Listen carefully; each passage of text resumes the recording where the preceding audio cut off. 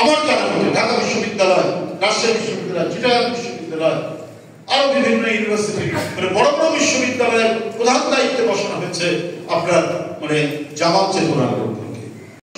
এটা তো অত্যন্ত ভয়ঙ্কর বিষয়। এটা হবে কেন?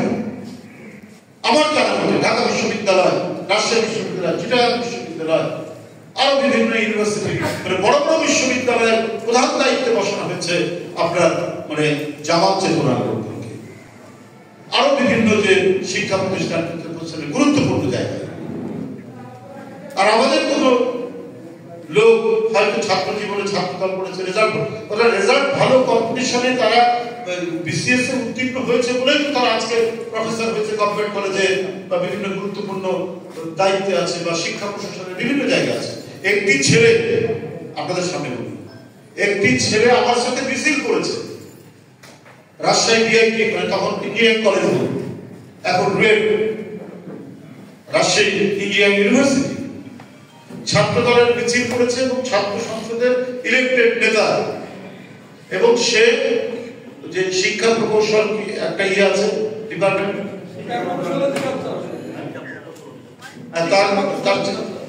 সে লিস্টের 1 নম্বরে আছে।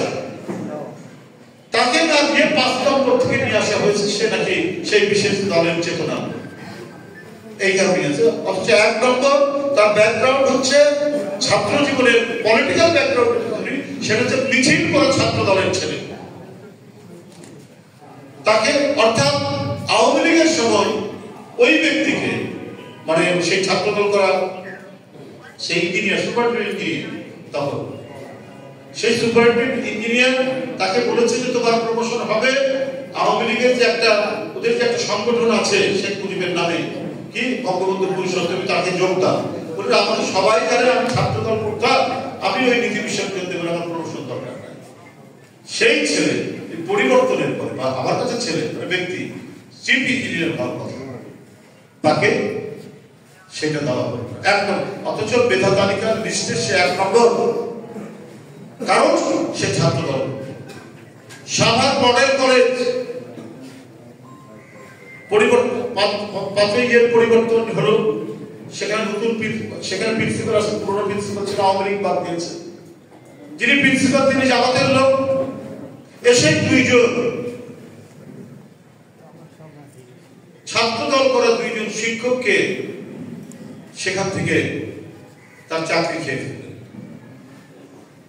তাহলে আমরা আমাদের সমর্থিত বা জাতীয়তাবাদী চেতনার লোকজন যারা আওয়ামী লীগের আমলে বঞ্চিত হলো 17 বছর ধরে, আবার এখন বঞ্চিত হচ্ছে, তার পাপ কি? সে ছাত্র দল করতো ছাত্র জীবনে, এবং খুব কৌশলে আমাদের বহু অফিসার তাদের ঢাকায় আসার কথা, তাদের তো অনেকে চাকরি জীবনের শেষ, তারা ঢাকাতে আসতে পারে। চারিদিক থেকে বঞ্চনা আর এর শিকার হচ্ছে। তো ওই জন্য বলেছি, তো এটা কি বর্তমান আন্দোলনের যে ফসল, গণতান্ত্রিক আন্দোলনের এত রক্ত ঝরা আন্দোলনের, এত শিশু কিশোর ছাত্র শ্রমিক এদের রক্ত ঝরা যে আন্দোলন, এটা কি কোন একটি বিশেষ দলের জন্য?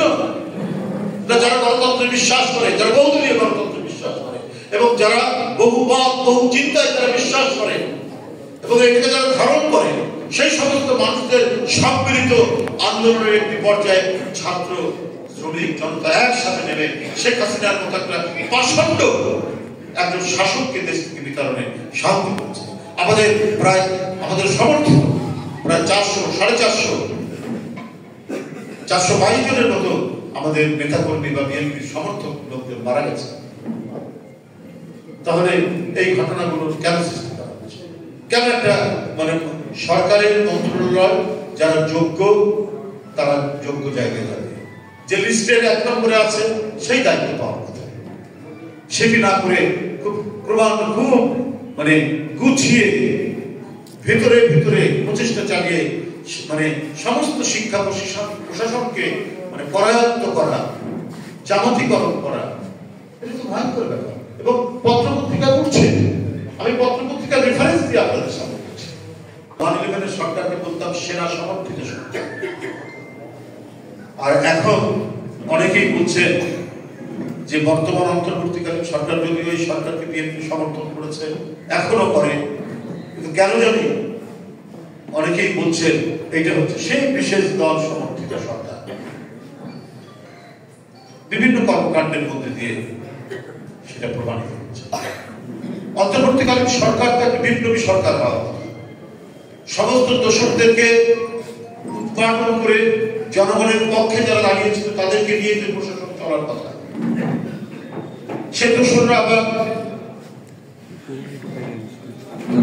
সচিবালয়ের ভিতরে মিছিল করে, দাবি দেওয়া পেশ করে, এবং তারা মনে করছে যে এটা তাদের ন্যায্য পাওনা, তারা এটা করবে, তাদেরকে ছাড়া চলবে। পৃথিবীর বহু দেশের বিপ্লবের পরবর্তী পর্যায়ে টোটাল নতুন কাঠামো তৈরি করে সেখানে নতুন প্রশাসনিক ব্যবস্থা হচ্ছে।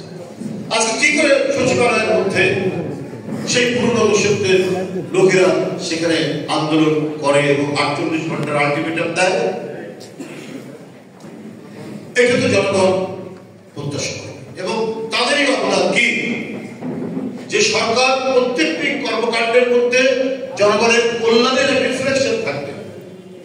এই সরকার একটা নীতি, একটা তারা একটা ইয়ে করলেন, ট্যাক্স করলেন না, সেটা হলো ভ্যাট এবং সম্পদ শুল্ক, অনেক এটাই গণবিরোধী। আপনারা এই তাদের পরামর্শ ছাড়া এটা হলো, তারা এই পরামর্শ দিয়েছে। তারপর মানসী মাধ্যমিক স্কুল যে আপনার যে শিক্ষা মন্ত্রণালয়ের যে ভিজিট, তারা বলেছেন যে রাষ্ট্র এবং সরকারের বিরুদ্ধে তারা নির্দেশনা দিয়েছেন যে কিছু বলা যাবে না ছাত্রছাত্রীদের। হাসিনার কথা কিন্তু প্রতিধ্বনি, হাসিনার সরকার এবং রাষ্ট্রকে এক করে দিয়েছে। আর সরকার তো, এই সরকার তো গণতান্ত্রিক আন্দোলনের ফসল, আর গণতন্ত্র মানেই হচ্ছে আলোচনা, সমালোচনা, তীব্র সমালোচনা হবে। সরকার সব শ্রবণ করবে এবং করে জনকল্যাণের পক্ষে যে সমস্ত সিদ্ধান্ত নেওয়া দরকার সে সমস্ত সিদ্ধান্ত নিয়ে অত্যন্ত ক্ষিপ্রতার সাথে, দ্রুততার সাথে সেটা বাস্তবায়ন করবে। এটা হচ্ছে সরকার।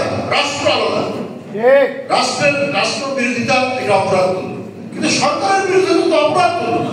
সরকারের বিরুদ্ধে যত সমালোচনা হবে সেই সরকার যদি সৎ সরকার হয়, সেই সরকার যদি জনগণের মুখোমুখি সরকার হয়, জবাবদিহি সরকার হয়, সেই সরকার তো সেই সমস্ত সমালোচনাগুলোকে আপনার আমন্ত্রণ করবে।